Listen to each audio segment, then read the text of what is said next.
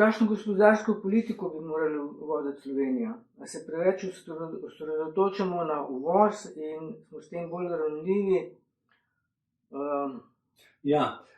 Slovenija seveda bi morala biti veliko bolj samooskrbna, ampak tudi tukaj moram povedati, zdaj samo na kratko, ker sem že omenil, moramo definirati, kdo je to mi.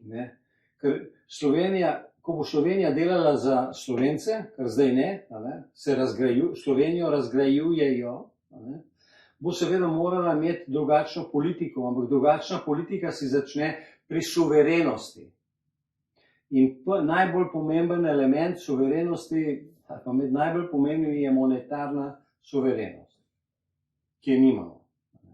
Mi ne odločamo ne o svojem denarju, ne o svojih bankah, ne o svojih davkih, ne o svoji javni porabi. Se pravi, celoten fiskalni sistem je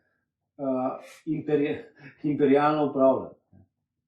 To ne more delati, to ne more funkcionirati v naše dobro. Poglejte zdaj malo okrog, se ogromno investicij se dogaja, odkot je denar za te investicije? Nafilali so nas z krediti, po pogojih, za katere ne vemo, in v breme česa? V breme ustvarjenega dohodka ne, ampak v naše breme, državljansko. Zastavili so celo državo Slovenijo, vključno z državljani, se je jasno, da so tudi te milijarde, ki so šle za ta COVID preparate, so vse dodeljene, so pogoji, da se kupite določene količine, da se dobi potem kredite za financiranje korona ukrepov in tako naprej. Korona ukrepi so vsi po vrsti narejeni uničevalno. Zgledajo kot neka pomoč, ampak v bistvu so onesposobitev.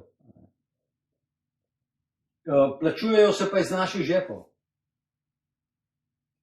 Tako da, ko vlada reče pomagamo, nič ne pomagajo. Neodgovorno se zadolžujejo v naše breme.